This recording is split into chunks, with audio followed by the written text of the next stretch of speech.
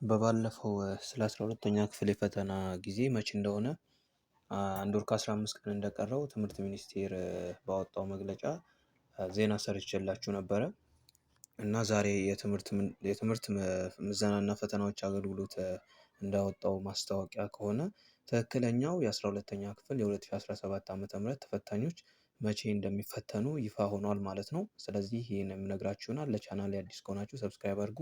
ይህንን ቪዲዮ የምታዩ ሁላችሁም በቪፒኤን ብታዩ ሞር ለእኔ አሪፍ ይሆናል ማለት ነው። ሰብስክራይብ እያደረጋችሁ ማየታችሁን እንዳትረሱ።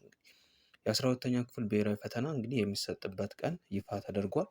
የ2017 የትምህርት ዘመን እንግዲህ ኢትዮጵያ ማለት ነው ሁለተኛ ደረጃ ትምህርት ማጠናቀቂያ የ12ኛ ክፍል ፈተና የሚሰጥበት መርሃ ግብር ይፋ ተደርጓል ማለት ነው። የትምህርት ምዘናና ፈተናዎች አገልግሎት ይፋ ባደረገው መርሃ ግብር መሰረት ማለት ነው ፈተናው የሚሰጥበት ቀን በዚህ ዓመት ነው እንደሚታወቀው። ከዚህ ቀደም እንደነበሩት ፈተናዎች ከሆነ ግን የተራዘመ ጊዜ ነበረ። ሐምሌ ላይ ካለፈ በኋላ መስከረም፣ ጥቅምት እንደዚህ ነበር ሲሰጥ የነበረው።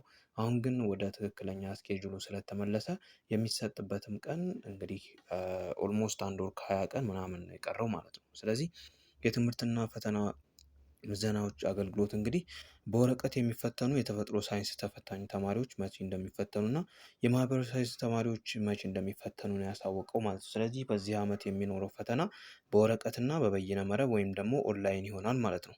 ስለዚህ ለእነዚህ ተማሪዎች እንግዲህ የተለያየ ቀን ነው የወጣው። ሶሻል ተማሪዎችም መቼ እንደሚፈተኑም ለእነሱም የተለያየ ቀን ነው ማለት ነው። ስለዚህ የእነዚህን ሁሉ የምነግራችሁ ይሆናል ማለት ነው። ስለዚህ ሌላው ደግሞ አያይዞ የፈተናዎች ኤጀንሲ ያወጣው ማለት ነው ተማሪዎች ምን አይነት መጽሐፎች ላይ ፎከስ ማድረግ እንዳለባቸው እሱንም በመግለጫው አስታውቋል ማለት ነው። እነዚህን አያይዤ የምነግራችሁ ይሆናል ማለት ነው። ስለዚህ በፈተና ወቅት መደረግ ያለባቸውን ጥንቃቄዎችም ከዚሁ ጋር የፈተናና የምዘናና ፈተናዎች አገልግሎት ማስታወቂያውን ልኳል ማለት ነው። ስለዚህ መጀመሪያ ስንጀምር እንግዲህ በበይነ መረብ ተፈታኞች ከመኖሪያ ቤታቸው በየቀኑ እየተመላለሱ በተመደቡበት መፈተኛ ማዕከል የሚፈተኑ ሲሆን ዝርዝር መርሃ ግብሩ እንግዲህ ተያይዟል ማለት ነው። ከላይ ይህንን ደግሞ የተያዘውን መረጃ ቪዲዮን ፖዝ አድርጋችሁ ማየት ትችላላችሁ። ካልሆነ ደግሞ ቴሌግራም ቻናላችን ላይ ገብታችሁም ማየት ትችላላችሁ ማለት ነው።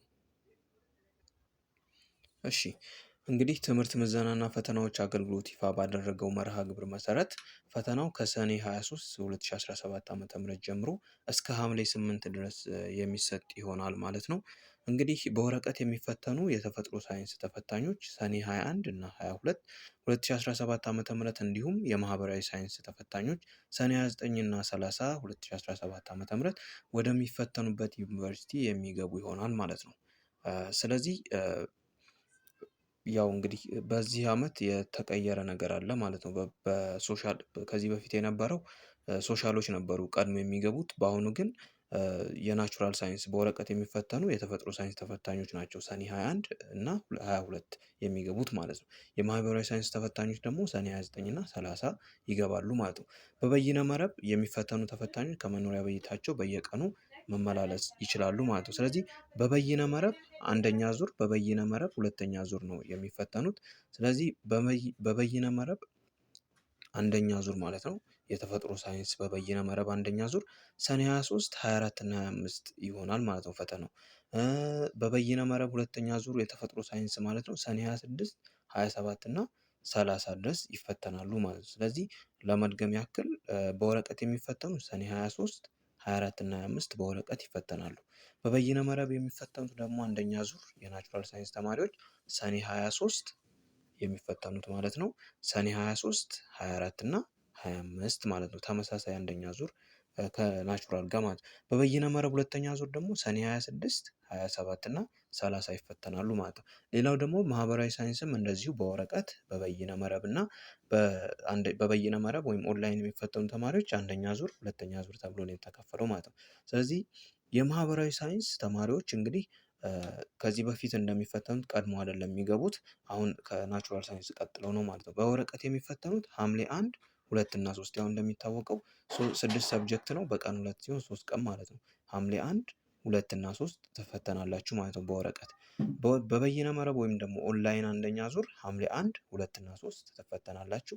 ሌላው ደግሞ ሁለተኛ ዙር ሐምሌ 4፣ 7 እና 8 ትፈተናላችሁ ማለት ነው። ስለዚህ እነዚህን ቀናት ታሳቢ አድርጎ ዝግጅታችሁን አጠናክራችሁ እንድትቀጥሉ የትምህርትና ፈተናዎች ኤጀንሲ አሳስበዋል ማለት ነው። ስለዚህ ስለ ትምህርት ሁኔታ ስለ ፈተናው ይዘትም ያለው ነገር አለ። የፈተናው ይዘት ወይም ደግሞ ፈተና የሚወጣው በተማሪው መጽሐፍ ላይ ያተኮረ በመሆኑ እያንዳንዱ ተፈታኝ በትምህርት ቤቱ የተማረበትን የተማሪ መጽሐፍ መሰረት አድርጎ ተገቢ የሆነ አጋዥ መጽሐፍትን ለበለጠ እውቀትና መረዳት በመጠቀም እንዲሁም አገልግሎት ጥሪውን እንግዲህ እንዲዘጋጅ አገልግሎቱ ጥሪ አስተላልፏል ማለት ነው። በፈተና ወቅት ለፈተና ስርቆትና ኩረጃ የሚውል ማንኛውም ቁሳቁሶች መጠቀም የተከለከለ ነው ብሏል የትምህርት ፈተናው ኤጀንሲ ማለት ነው። መረጃው እንግዲህ እያንዳንዱ መረጃ እስኬጁሉ ምናምን በፎቶ የተያዛለ ቴሌግራም ቻናላችን ገብታችሁ ማየት ትችላላችሁ ማለት ነው። ስለዚህ ኦልሞስት 1 ወር ከ20 ቀን ከ25 ቀን ነው ያላችሁ። በዛ መልኩ መዘጋጀት ትችላላችሁ። እና ደግሞ ከዚህ በፊት በ45 ቀን ውስጥ እንዴት መዘጋጀት እንችላለን የሚል ቪዲዮ ሰርቼ ነበር እና ያንን ቪዲዮ ደግሞ ወደኋላ መለስ ብላችሁ አይታችሁ ዝግጅታችሁን እንድትቀጥሉ እላለሁ። ሰብስክራይብ አድርጉ እና ደግሞ ቪዲዮውን በቪፒኤን ብታዩ ሞር አሪፍ ነው ማለት ነው።